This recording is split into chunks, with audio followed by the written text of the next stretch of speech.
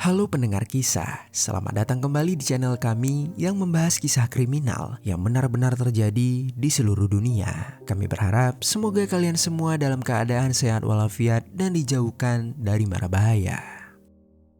Di dalam kisah kali ini, kami akan membahas sebuah cerita aksi pengeksekusian dengan alasan yang sangat-sangat sepele, di mana ada seorang wanita asal Vietnam yang bekerja di sebuah toko cat bangunan di negara Singapura. Lalu pada suatu hari ketika sedang melakukan pekerjaan dengan mendorong sebuah troli, wanita tersebut membuat suatu kesalahan, yaitu dia menabrak seorang pria yang sedang melihat-lihat barang-barang yang ada di toko dengan menggunakan troli yang dia dorong. Kejadian itu murni kecelakaan biasa yang tidak melukai sama sekali pria tersebut. Namun bagi sang pria hal itu merupakan suatu tindakan sengaja yang akhirnya membuat sang pria menyimpan dendam kepada wanita tersebut. Dan pada suatu ketika, saat dendamnya sudah meluap, terjadilah suatu aksi pengeksekusian yang sangat mengenaskan.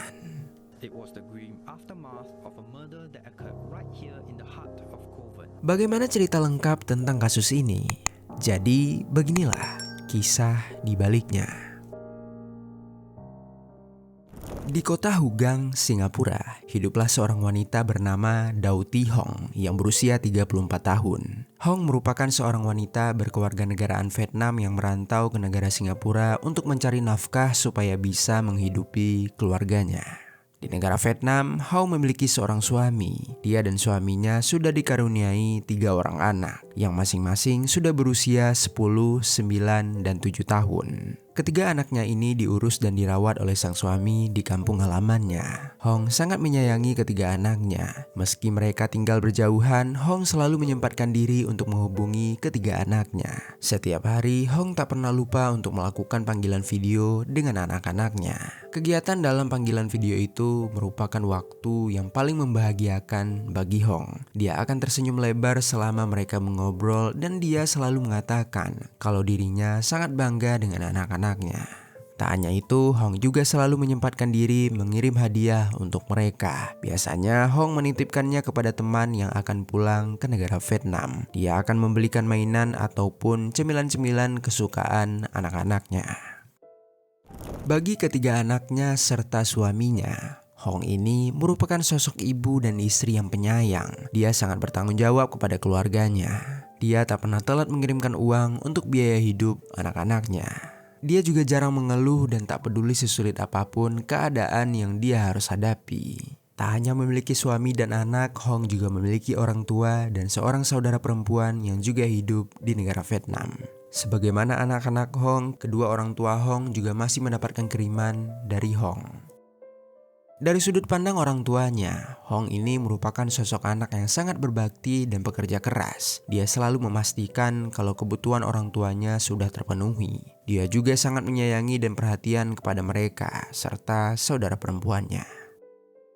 Lalu, di negara Singapura, Hong bekerja di sebuah toko cat yang bernama Kuan Long Nippon Pen yang terletak di Blok 210 Jalan Hugang 21, Kota Hugang. Di tempat kerjanya, Hong dikenal sebagai seorang wanita yang ramah dan ceria. Dia banyak tersenyum kepada orang-orang. Selain itu, dia juga akrab dengan para penjaga toko lain. Hong sering makan siang bersama dengan mereka. Ketika itu, mereka juga akan berbincang tentang bagaimana kehidupan mereka masing-masing. Hong akan menceritakan dengan penuh kebanggaan dirinya tentang ketiga anaknya. Hal itu membuat para penjaga toko lainnya bisa merasakan betapa besarnya cinta Hong kepada anak-anaknya. Selama hidup di Singapura, Hong tinggal di asrama yang disediakan oleh tempat kerjanya. Asrama itu terletak tepat satu lantai di atas toko Kuan Long Nippon Pen, tempat dia bekerja. Di dalam asrama itu, dia tinggal bersama 2 orang Vietnam lainnya. Seperti halnya Hong akrab dengan penjaga toko lain, Hong juga memiliki hubungan yang baik dengan teman seasramanya. Mereka yang sama-sama warga negara Vietnam merasa memiliki ikatan yang kuat karena berasal dari kampung halaman yang sama. Saat ada yang kesusahan, mereka akan sigap saling membantu satu sama lain. Hubungan yang baik ini juga dibangun oleh Hong dengan komunitas sesama warga negara Vietnam yang bekerja di negara Singapura. Komunitas ini cukup besar dan seringkali saling menolong saat ada yang membutuhkan. Mereka membangun sebuah koneksi di mana mereka bisa saling membantu dan mendukung saat ada yang terkena masalah, termasuk diantaranya adalah Hong. Hong telah membangun sebuah hubungan yang harmonis dengan banyak orang di sekitarnya. Namun keharmonisannya ini tidak berarti kalau Hong bisa selalu berhubungan baik dengan semua orang. Kadang tetap ada orang yang tak suka atau bahkan membenci dirinya, walaupun hal itu hanyalah sebuah kesalahan kecil.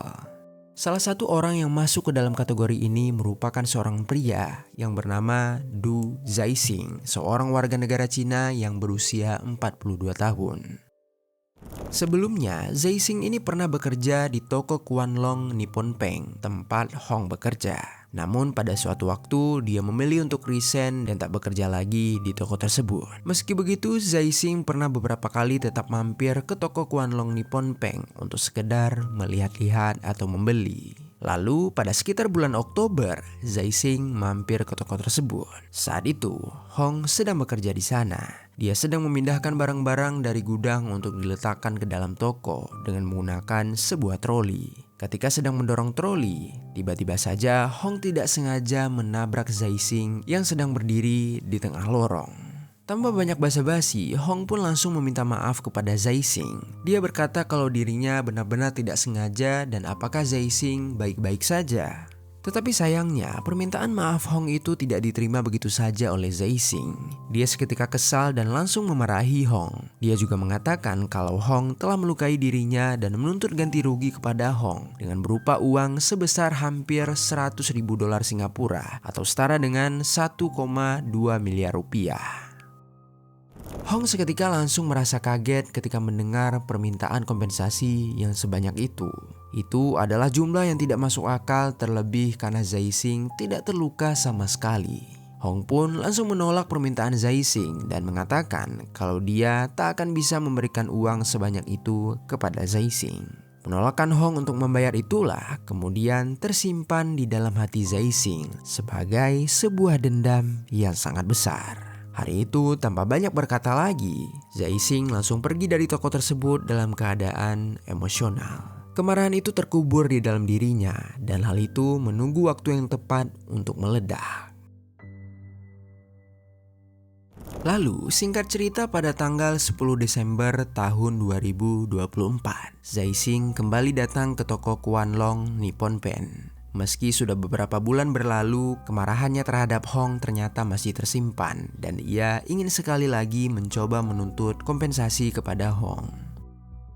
Saat Zaixing masuk ke dalam toko, dia melihat Hong sedang berdiri sendirian di depan kasir. Tanpa ragu, Zaixing pun langsung berjalan menghampiri Hong. Hong yang melihat Zaixing masuk ke dalam toko mencoba untuk tersenyum. Dia masih mengingat Zaixing dan merasa sedikit khawatir karena terakhir kali mereka bertemu keadaannya tidak berakhir baik. Namun Hong ingin mencoba untuk bersikap ramah. Dia berharap dengan bersikap seperti itu keduanya akan terhindar dari masalah. Tetapi sayangnya, harapan Hong sama sekali tidak terkabul. Begitu Zaixing sampai di hadapan Hong, Zaixing kembali menuntut ganti rugi kepada Hong. Dia kembali mengungkit tentang bagaimana Hong menabrak dirinya dengan menggunakan troli dan hal itu membuatnya terluka. Dia meminta Hong untuk membayar uang kompensasi saat itu juga. Mendengar permintaan Zaixing membuat Hong mulai merasa marah. Dia seketika menolak dengan tegas dengan mengatakan kalau dirinya tidak bisa memberikan uang sebanyak itu pada Zaixing karena dia tidak memilikinya. Hong juga menekankan kalau dirinya tidak bersedia memberikan uang kompensasi sebesar apapun karena pada kenyataannya Zaixing tidak terluka sama sekali.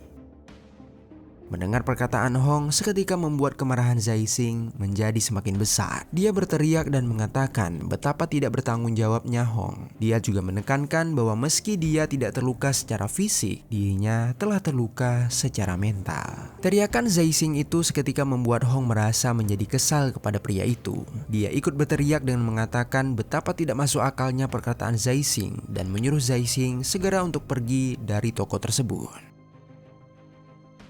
Namun bukannya keluar dari toko tersebut, Zaising malah mengitari toko tersebut dengan melihat-lihat seperti mencari sesuatu. Kemudian tiba-tiba saja matanya tertuju kepada sebuah pisau yang terletak tak jauh dari posisinya berdiri. Tanpa ragu, Zaising mengambil pisau itu dan langsung mengancungkannya ke arah Hong. Hong yang melihat itu seketika langsung panik dan berteriak meminta pertolongan. Tetapi sayangnya sebelum ada yang datang menghampiri mereka, Zaising dengan cepat sudah meraih bahu Hong dengan satu tangannya dan mendorongnya ke arah tembok. Sedangkan satu tangannya yang lain langsung menusukkan pisau tersebut ke arah tubuh Hong. Kejadian itu begitu cepat. Hong tak sempat mengelak dari serangan itu. Dia masih terus berteriak sambil tangannya mencoba untuk menghalau pisau yang ada di tangan Zaising. Namun tangan Zaising terlalu cepat. Dia berhasil menusukkan pisau secara bertubi-tubi dan beberapa kali hunusannya berhasil mengenai tubuh Hong. Luka tusukan tersebut seketika membuat tubuh Hong menjadi lemah. Cairan merah mengalir dari lukanya dan kepalanya terasa sangat pusing. Saat Hong hampir kehilangan kesadaran, salah seorang karyawan lainnya yang merupakan laki-laki masuk ke dalam toko untuk melihat apa yang terjadi. Karyawan itu seketika langsung berlari ke arah Zaising dan mencoba untuk menjauhkan Zaising dari tubuh Hong. Namun tenaga Zaising masih sangat kuat. Kemarahannya memberikan tubuhnya energi yang tak terkalahkan. Ketika karyawan itu mencoba untuk menyerang Zaising, Zaising berhasil mengelak. Zaising mundur satu langkah dan menjauh dari Hong. Kemudian dia mengarahkan serangannya kepada si karyawan yang baru datang tersebut. Karena gerakannya yang sangat cepat, Zaising berhasil menghunuskan pisau tersebut kepada karyawan itu. Tetapi beruntungnya tusukan itu tidak terlalu dalam. Si karyawan masih sanggup bangun dan melepaskan pisau dari tubuhnya. Setelah berhasil memegang kendali pada senjata tajam itu, si karyawan pun langsung berbalik menusuk Zaising. Kali ini Zaising tak bisa mengelak. Dia terkena tusukan pisau dan terjatuh ke atas lantai. Dan saat itulah orang-orang yang mendengar suara perkelahian sudah berdatangan dan meramaikan toko itu. Mereka yang melihat 3 orang berlumuran cairan merah, mereka pun seketika langsung heran dan panik. Di tengah kepanikan itu, salah satu di antara mereka langsung menelpon pihak ambulan dan juga pihak kepolisian untuk melaporkan kejadian ini. Lalu tak lama kemudian ambulan dan polisi sampai di lokasi tersebut. Ketiga orang yang terluka itu kemudian langsung dibawa ke rumah sakit untuk segera ditangani. Setelah ambulan pergi, polisi mulai melakukan investigasi. Mereka langsung mewawancarai beberapa saksi. Dari hasil wawancara itu, polisi berhasil mendapatkan identitas orang-orang yang terluka. Salah satu saksi juga mengatakan bahwa dia sempat mendengar suara pertengkaran. Tak hanya itu, polisi juga mendapatkan informasi kalau salah satu orang yang terluka merupakan mantan karyawan toko tersebut, yaitu Zaising. Saksi ini juga menjelaskan bahwa sekitar 2 bulan yang lalu, Zaising pernah bertengkar dengan Hong karena Hong tak sengaja menabrak dirinya dengan menggunakan troli. Saat itu, Zaising juga meminta uang kompensasi yang jumlahnya tidak masuk akal kepada Hong dan langsung ditolak oleh Hong. Kesaksian ini membuat polisi berspekulasi kalau Zaising merupakan penyerang dalam kasus ini. Sesudah selesai mewawancarai para saksi, polisi pergi ke rumah sakit untuk meminta keterangan dari pihak-pihak yang terlibat. Begitu tiba di sana, polisi langsung meminta keterangan kepada si karyawan yang mencoba membantu Hong. Dia tidak terluka parah dan sudah bisa diajak berbicara. Kepada polisi dia menceritakan apa yang terjadi. Dia melihat Zaising menyerang Hong dan dia pun langsung menolong Hong. Namun hal itu malah berakhir dia juga diserang oleh Zaising. Sesudah mencatat keterangan itu, polisi pun langsung mengamankan Zaising. Polisi membiarkan Zaising mendapatkan perawatan dan menjaga dirinya dengan ketat. Selagi polisi sibuk menginvestigasi kasus tersebut, dokter di rumah sakit masih berusaha untuk menyelamatkan kehidupan Hong. Hong sudah menerima perawatan dan dokter mencoba yang terbaik yang bisa mereka lakukan. Namun ternyata takdir berkata lain. Tak lama setelah dibawa ke rumah sakit, Hong tidak bisa diselamatkan lagi dan dia telah meninggal dunia untuk selama-lamanya. Kejadian ini kemudian diberitakan di media dan langsung mendapatkan perhatian dari banyak orang, khususnya komunitas warga negara Vietnam yang bekerja di Singapura. Komunitas ini pun langsung berkumpul dan menyampaikan belasungkawa mereka untuk Hong. Berkumpulnya komunitas ini kemudian menjadi jalan bagi polisi untuk memberikan kabar kepada keluarga Hong. Saat itu, polisi sempat kesulitan menghubungi keluarga Hong. Nomor telepon keluarga Hong yang mereka miliki tak bisa dihubungi. Saat itulah, salah seorang warga negara Vietnam Vietnam membuat postingan tentang kabar ini di media Facebook. Postingan itu pun kemudian berhasil sampai ke telinga salah satu keluarga Hong. Ketika kabar ini sampai kepada suami Hong, suaminya langsung merasa hancur ketika mendengarkannya. Begitu juga dengan orang tua dan juga saudara perempuan Hong. Tanpa menunggu lagi, mereka langsung bersiap untuk pergi ke negara Singapura dan menjemput jasad Hong. Awalnya, suami dan saudara perempuan Hong yang akan berangkat ke negara Singapura.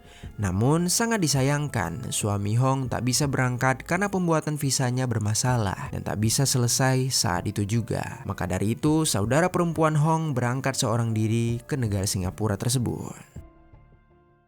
Di negara Singapura, para anggota komunitas pekerja Vietnam sudah membuat sebuah altar memorial untuk Hong yang didirikan di belakang toko Kwan Long Nippon Pen. Di atas altar itu, mereka meletakkan bunga dan berbagai makanan kesukaan Hong. Mereka juga berkumpul sambil membawa lilin untuk berdoa supaya Hong dapat tenang di alam sana.